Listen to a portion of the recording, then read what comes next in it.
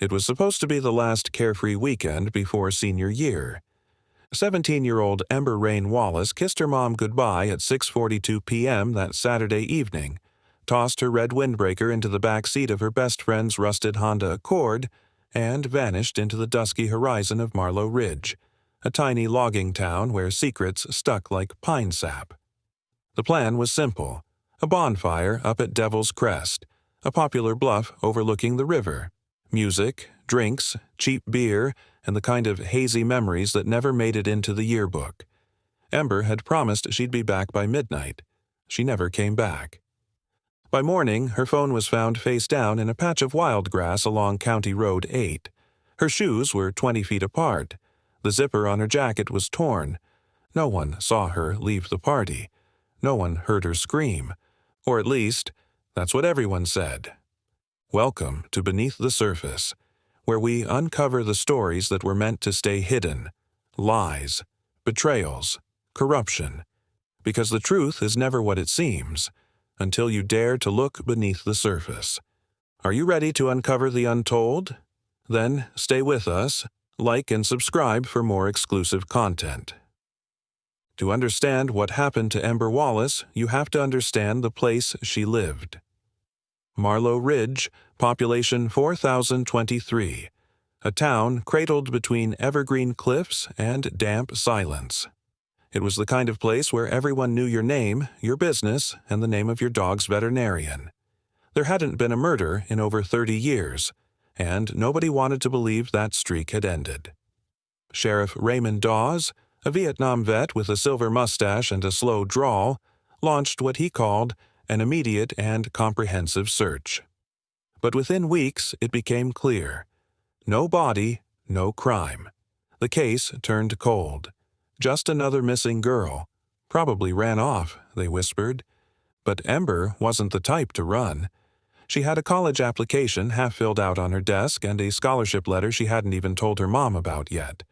She loved her little brother, left sticky notes on the fridge for her grandma, and still wore the necklace her dad gave her before he died. Ember wasn't a runaway. She was stolen, but for 26 years, no one could prove it. If true, Crime Cassie had 340,000 followers on TikTok. A 22-year-old criminal psychology major from Seattle, she spent her nights combing through cold case databases, Reddit rabbit holes, and old newspaper archives. Her niche: forgotten small-town disappearances. One foggy night in June, she stumbled on a barely digitized clipping. Local girl missing after bonfire party, police searching. There was a picture of Ember Wallace. Soft brown eyes, side bangs, and that red windbreaker. Cassie posted a 60-second video with the caption, "Why did no one look harder for Ember Wallace?" She showed the timeline, the eerie inconsistencies, the oddly quiet town. It hit 1.2 million views in 24 hours. And then came the comment, "I was there that night. She didn't leave alone."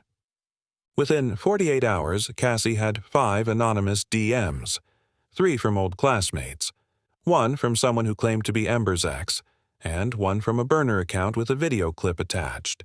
A shaky, handheld recording. Grainy. Nighttime. But it was unmistakable.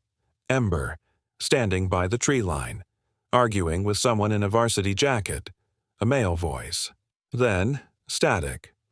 The FBI ignored this cold case for decades. Then a TikTok video blew it open. Lack of physical evidence, no credible witnesses, possible runaway. Recommend closure. Closure. That word haunted Jillian for years. But in 2023, after the TikTok videos went viral, Cassie filed a public records request and found the FBI file still existed. Unclassified, dusty, forgotten. One line stood out in the agent's field report. Suspect Shane Harlow displays signs of anger volatility. Prior incident sealed by juvenile court. Wait, what incident? Cassie posted about the sealed record, and within hours, a former court clerk, retired now, sipping tea in Irica, sent her a private message. Harlow wasn't just violent. He beat the hell out of a classmate his junior year. Girl broke up with him. He snapped, hospitalized the guy, but the family didn't press charges.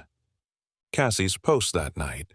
Why did the FBI ignore this? We need justice for Ember. Small Town Secrets. Over 3.4 million view. After high school, he left Marlow Ridge and moved to Boise, where he worked construction under a different name, Shane Eastman.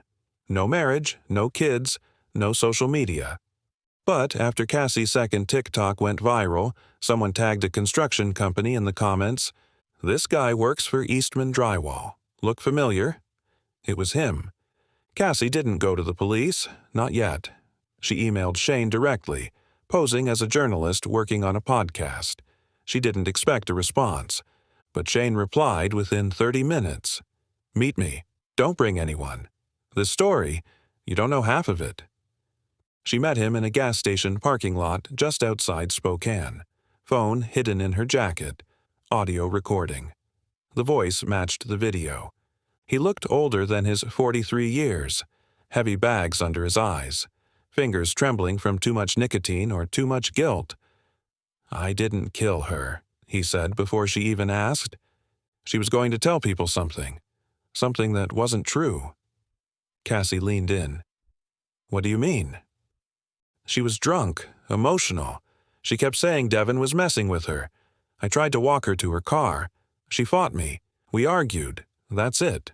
But Devin says he was passed out. Shane shook his head slowly.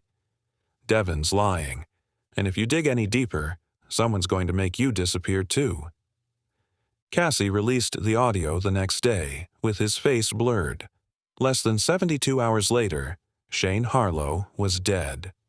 Cause of death, apparent overdose in his apartment. No suicide note. No history of drug use. The toxicology report? Never released publicly. The town whispered again. Maybe it's better we don't know. But Cassie wasn't backing down now. Not after what came next. Devin Cross always kept a low profile in Marlow Ridge. He was the kid who sketched portraits in the back of the classroom. The one teacher said had potential. After graduation, he left town for Portland, where he opened a tattoo studio called Black Pines, Inc. Clean cut, charming, married with 2 kids. His Instagram bio read, "Dad, artist, dreamer." But in Ember's case file, Devin was always mentioned last. Barely interviewed, barely remembered, until Cassie found something everyone had missed. It started with a tip. A woman named Jolene Trask, now living in Arizona, messaged Cassie after watching the video of Shane's final conversation. "I don't know if this helps, but my dad was a deputy in Marlow Ridge. He kept a box of reports after he retired. One of them had Ember Wallace's name on it." The report was dated September 22, 1997, 8 days after Ember disappeared. It detailed a witness statement from a camper named Kyle Bremen, who claimed he'd seen a man dragging what looked like a body down a wooded trail around 3 a.m. the night Ember vanished. He described the man as tall, wiry, wearing a dark hoodie with paint stains on the sleeves. The police never followed up. But Devin Cross? He worked at his uncle's auto shop after school and wore the same hoodie every day. His yearbook photo confirmed it. Cassie stared at the report, her hands shaking. This was it. The first real link. And it had been sitting in a retired deputy's garage for 26 years. She drove to Portland, didn't tell anyone, didn't call the police. She walked into Black Pines, Inc. just before closing. Devin was at the front desk, smiling. "Walk in?" he asked. Cassie hit record on her hidden mic. "I'm doing a piece on Ember Wallace." His smile vanished. "I didn't know her well," he said. "It's sad what happened." "You didn't know her. You were at the bonfire." "I don't remember much from that night." She slid the copy of the police report across the counter. He stared at it, jaw locked, fingers twitching. "You're making a mistake," he said quietly. "Did you kill her?" she asked. His voice barely came out. "No." But he didn't look her in the eyes. Then he leaned closer and whispered, If you dig too deep, you're going to end up like Shane. Cassie left the shop, heart pounding, recording intact. She posted the audio that night. By morning, the shop was closed. Devin Cross was gone, vanished. His family claimed they hadn't seen him since that morning. In Marlow Ridge, the town was cracking open. Half believed Devin was guilty. The other half called it a witch hunt. Some said Shane's death was unrelated. Others whispered Devin had help. Someone with power. Someone who wanted Ember's story buried for good. And then, Cassie received a package in the mail. No return address, just a USB drive. The file was labeled, "She Deserved It," .mp4. Cassie hesitated, then double-clicked. What she saw changed everything. Cassie stared at the screen, her throat dry. The video on the USB drive was 2 minutes and 41 seconds long. It wasn't dated. It had no intro, no music, no cuts. Just a single wide-angle shot, shaky, handheld, filmed in what looked like the woods behind Devil's Crest. The time of day? Early morning. You could still see dew on the leaves. Mist floating just above the dirt. And in the center of the frame, Ember Wallace. She was sitting on the ground, knees pulled to her chest, face streaked with tears. Her voice cracked, but it was unmistakably her. If anything happens to me, if I don't come home, it's because of them. Cassie's blood ran cold. They said they'd ruin me, that no one would believe me, that I'd be just another girl who got drunk and made it up. But it wasn't made up. I said no, and they didn't care. She pauses, looks straight at the camera. Shane didn't stop it. Devin was the one who... I begged him to stop. She covers her face with her hands. They laughed after, said I'd regret opening my mouth, that no one would believe a drama queen with daddy issues. They said they knew people, that they'd take care of it. There's a rustle behind the camera, like someone shifting their weight. Ember flinches. Troy, if you ever see this, if you still have this, tell someone, please. Then the video ends. Cassie sat frozen in her chair. The room was silent except for the hum of her laptop fan. She uploaded a cut version of the video to TikTok and YouTube, blurring Ember's face and censoring names, but it didn't matter. Everyone in Marlow Ridge knew exactly who she was talking about. The internet exploded. Teacher Justice for Ember trended for 3 straight days. News outlets picked up the story. Old classmates of Shane, Devin, and Troy started speaking out. Whispers of other incidents. Other girls who'd gotten too close to the group. But one name kept coming up more than anyone expected. Troy Linney, the boy with the camera. He had stayed in Marlow Ridge his whole life, worked as a city maintenance worker. No criminal record, never married. Kept to himself. When the local news tried to interview him, he slammed the door, but then Cassie received another anonymous message. Troy didn't lose that tape. He kept it, all these years, and someone knew.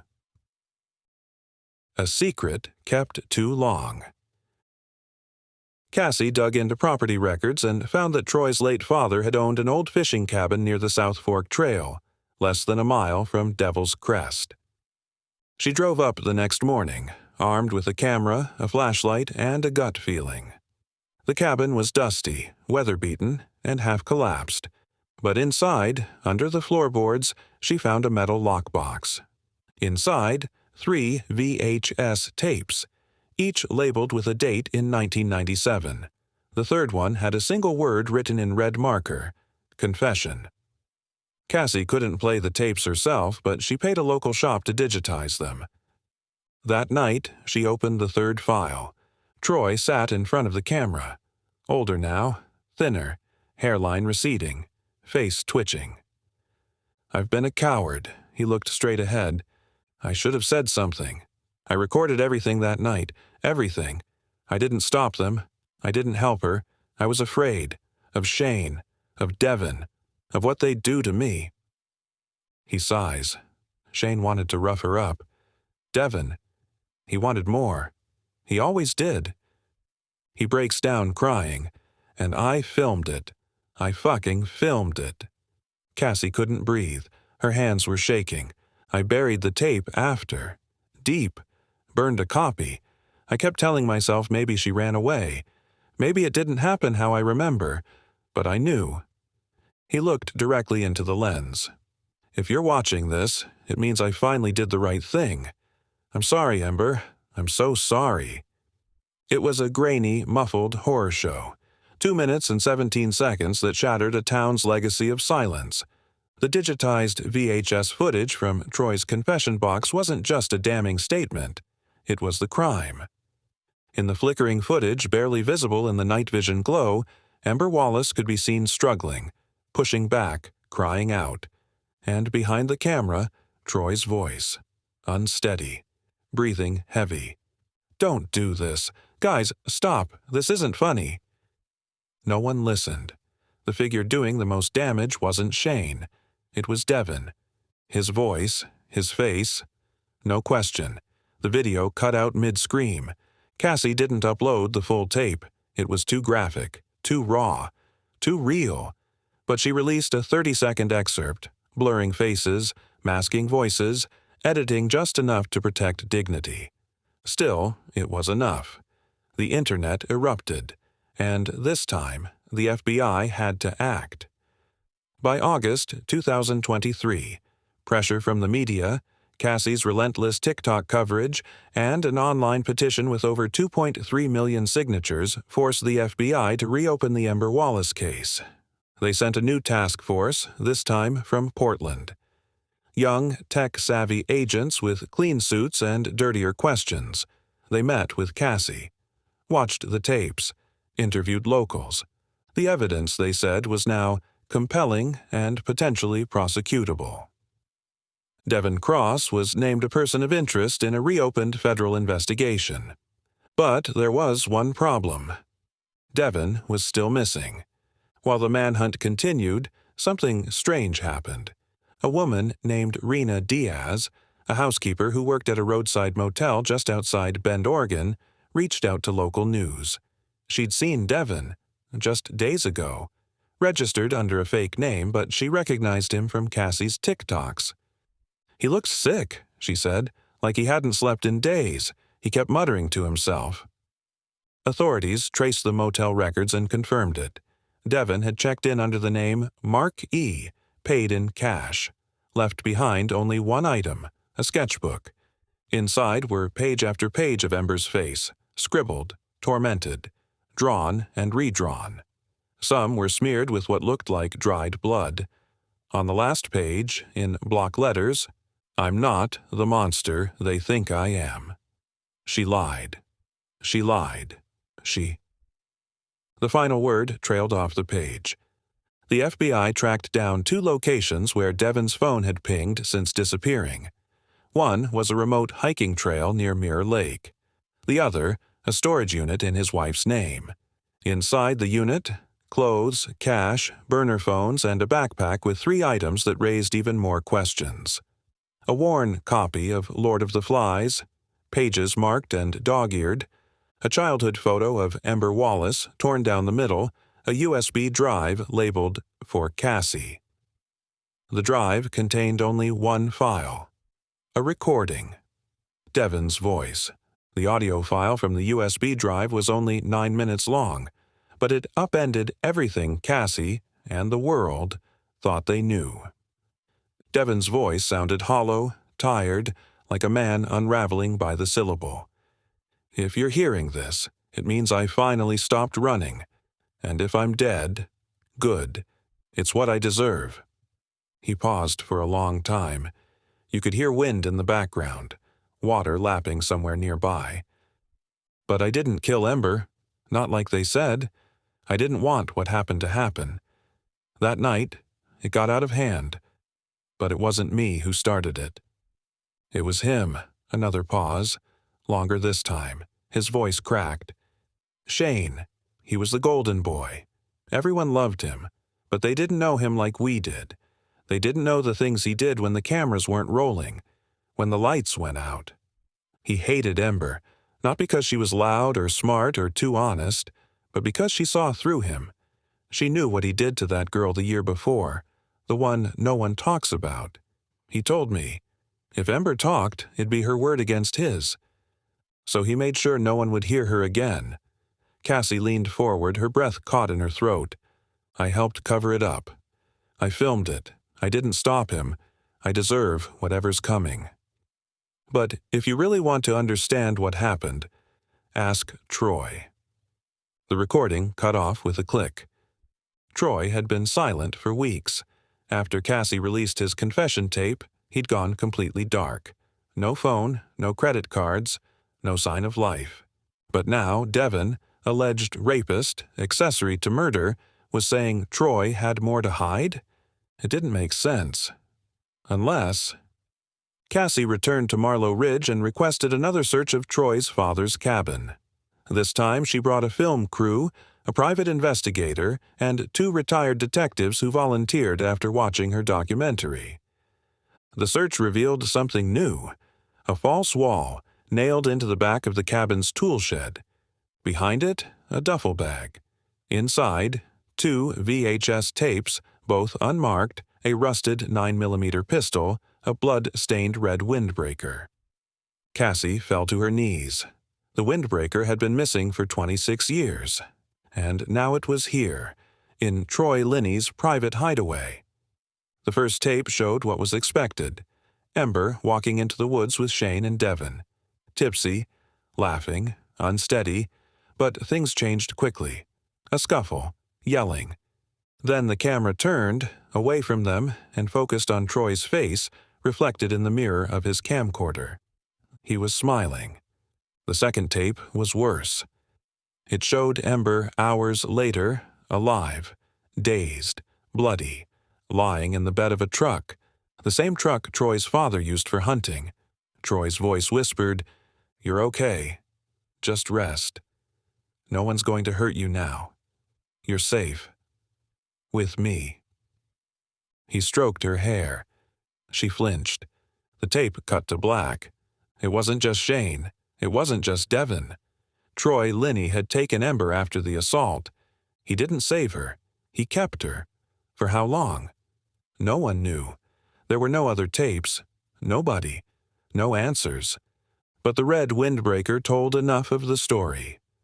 The second tape had already changed everything. But it wasn't the last. The FBI executed a formal search warrant on Troy Linney's residence and properties. In the crawlspace beneath his late mother's house, they found a rusted military ammo box sealed with duct tape.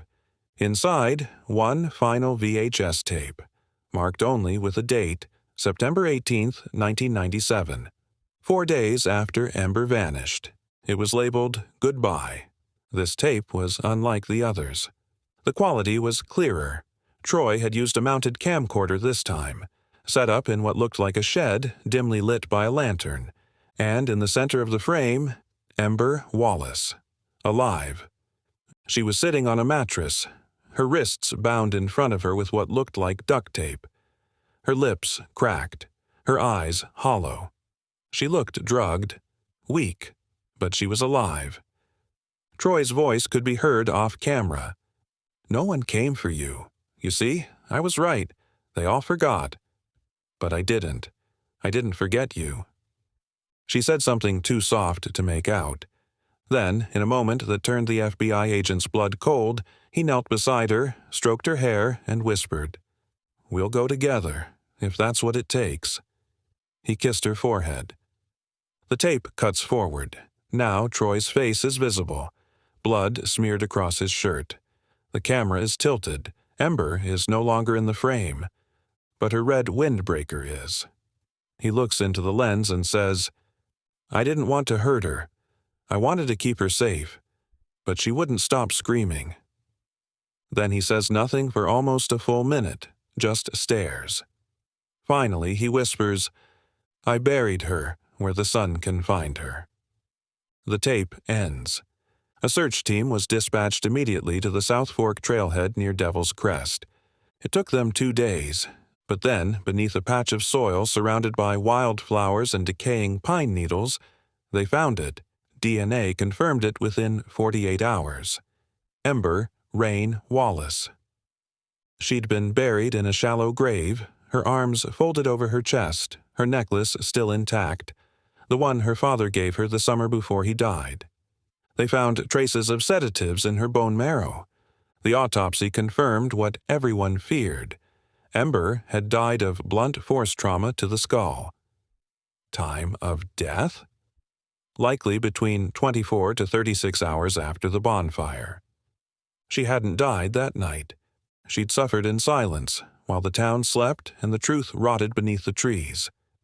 But even that wasn't the end, because during the investigation, Cassie obtained a redacted internal memo from the original FBI file dated October 1997, sent by field agent Marjorie Keene, the same agent who closed the case, and it revealed a chilling note scribbled in the margins. Troy Linney's mother, family friend of S.A. Dawes. Local PD recommends minimal involvement to avoid conflict. S.A. Dawes. Sheriff Raymond Dawes, the man who ran the original investigation, the one who shut down leads, ignored reports, labeled Ember a runaway.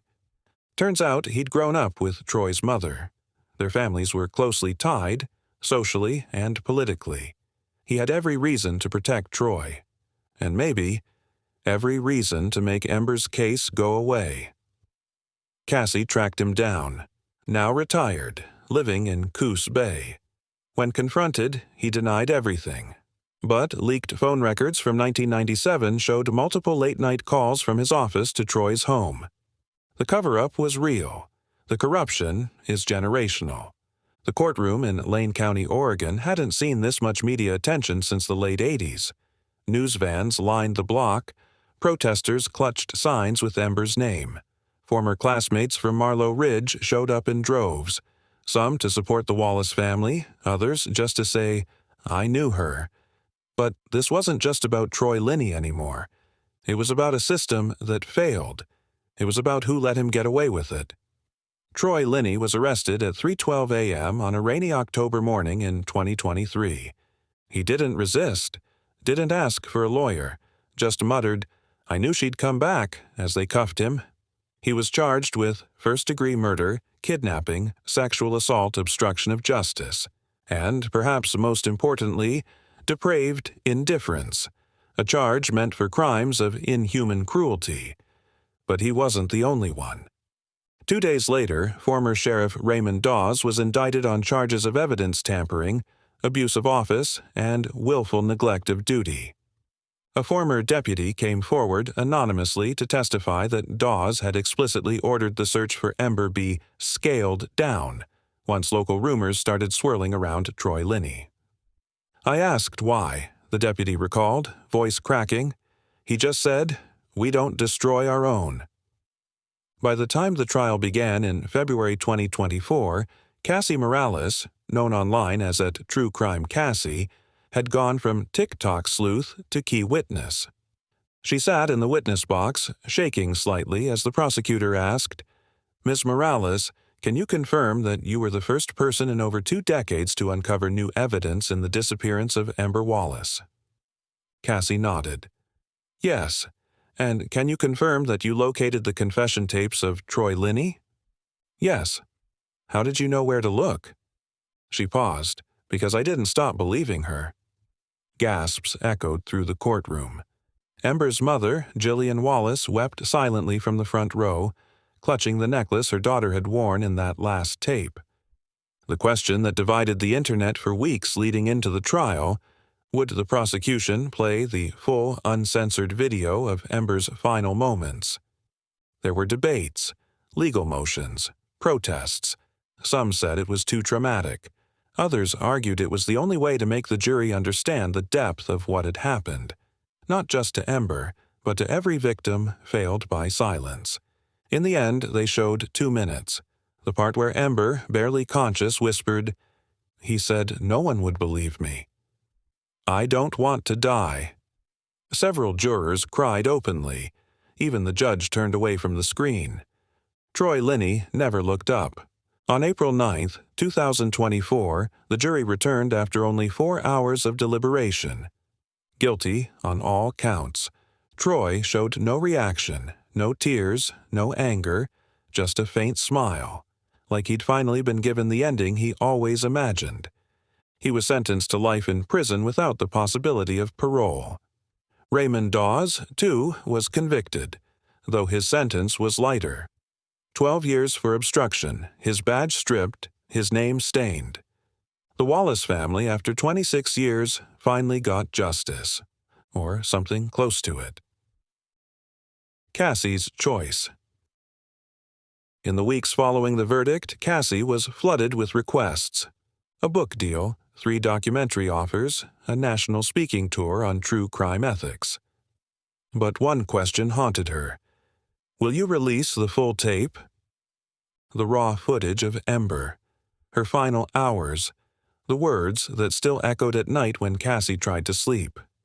She debated, posted a poll, talked to lawyers, talked to Jillian. In the end, she chose not to release the full tape. She posted one last video. Some things belong to the victim, not the algorithm. The video got 6.7 million views. Marlow Ridge never fully recovered. The forests still stood. The river still ran. But something in the air had changed, like the town had exhaled a secret it had held in its lungs for far too long. The gas station by County Road 8 painted over the mural of Town Pride. Someone carved Ember's name into the park bench behind the high school. It was always covered in flowers now. Some locals left. Others stayed but stopped talking about 1997 altogether. For them, justice wasn't healing. It was a rupture, a crack in the story they'd told themselves for decades, that nothing bad happened here. Jillian Wallace rarely left her house now, but when she did, she wore Ember's necklace. She finally put away the notebooks, boxes of them filled with names, maps, timelines, grief. She didn't need them anymore. Her daughter had been found, her truth heard. She started volunteering at a local shelter for missing and exploited children. She didn't talk about Ember there. She didn't have to. They could see it in her eyes. After the trial, Cassie Morales went silent. No posts, no lives, no stories. She turned down every offer, Netflix, HBO, podcasts, publishers. She deleted her TikTok. And for 6 months, no one heard from her. Then, one day, a new channel appeared on YouTube. Black screen. A familiar voice. Welcome to Beneath the Surface, where we uncover the stories that were meant to stay hidden. Lies, betrayals, corruption. Because the truth is never what it seems, until you dare to look beneath the surface. The first episode, a case from 1984.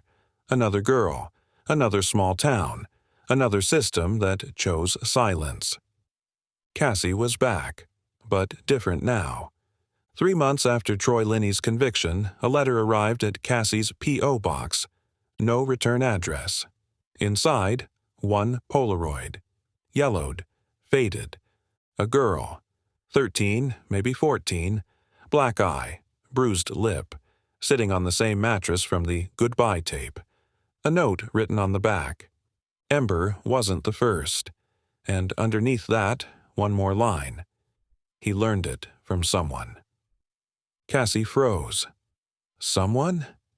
Someone else had taught Troy how to manipulate, how to control, how to disappear a girl and leave no trace. Cassie turned the Polaroid over again and whispered the same question now echoing in the minds of everyone who followed the case. Who else knew? Cassie stared at the image again under a magnifying light. The bruised girl in the Polaroid, young, afraid, and familiar in a way Cassie couldn't quite place, was seated in the same location as Ember had been in the goodbye tape. Same mattress, same bare walls, same horror frozen in time.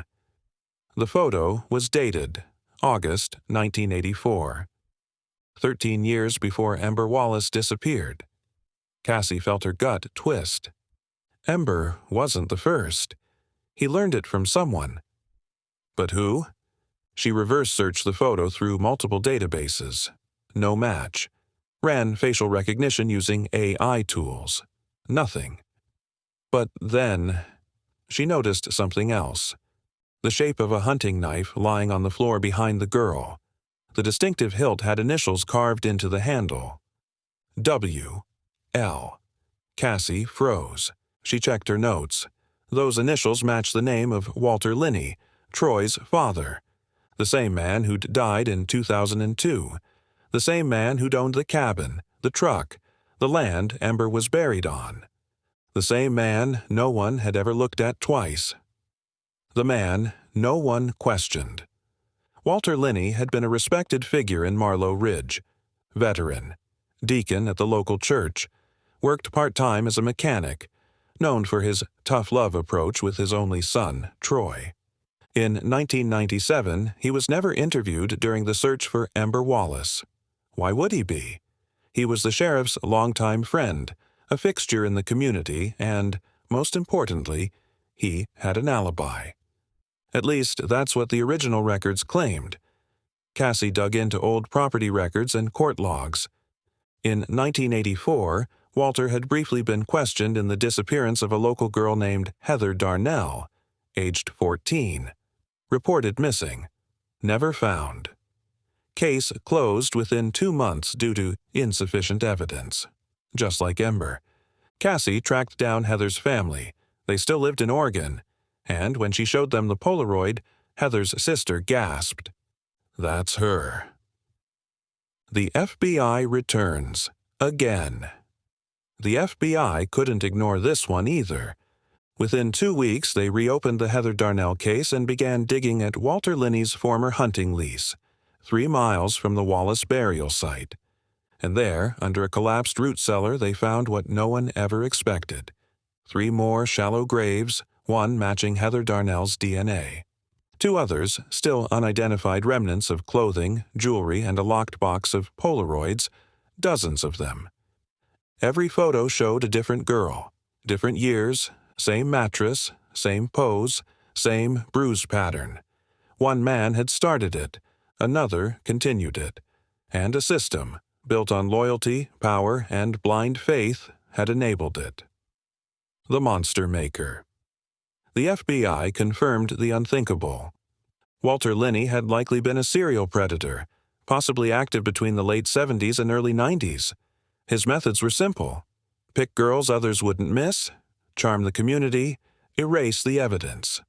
And Troy, he had learned from his father. He'd seen it, absorbed it, continued it, first in mimicry, then in madness. This wasn't just a cold case anymore. It was a generational legacy of evil, hiding in plain sight. Cassie sat on the edge of her motel bed in silence. The air conditioner hummed. Her laptop sat closed for once. On the wall above the desk, a single printout of the Polaroid. Heather Darnell's face, Ember's voice, the nameless girls in the other photos. It was no longer a single case. It was a legacy of buried girls, inherited silence, and rituals of forgetting. She pressed record on her phone. Not for TikTok, not for YouTube, just for herself. They were all echoes, she whispered. Heather, Ember, the ones without names. They screamed into the world and no one listened. Or worse, people listened and chose silence. I thought solving Ember's case would bring closure, but now I see there's no such thing. There's only continuation, memory, and the responsibility of keeping the echo alive. Cassie hadn't slept a full night in weeks. Her inbox was full of praise, hate, threats, and pleas for help. People sent their own cold cases, photos, articles, voice messages from mothers and sisters and old friends begging, "Can you look into my sister's case?" Or, "I think I have a story like Ember's." She wanted to help them all, but she was starting to fracture. The nightmares came in loops, Ember's voice whispering from the trees. Heather reaching out from the Polaroid, Troy's smile in the camcorder reflection, Walter Linney's shadow behind it all. She wasn't just telling stories anymore. She was carrying the weight of forgotten souls. A month after the discovery of the graves, the Wallace family held a memorial. They buried Ember in a white coffin, beneath a cherry blossom tree in the center of Marlow Ridge Cemetery. Hundreds came, not just from the town, but from across the country, people who had followed the case, survivors who had seen themselves in Ember's voice. Jillian Wallace gave a speech. They tried to silence her, but in the end, Ember screamed so loud the world had to listen. She didn't die a runaway. She didn't die forgotten. She died a daughter, a sister, a fighter. Cassie didn't speak that day. She didn't film. She just stood in the back and cried. For Ember, for Heather, for the girls who were never named.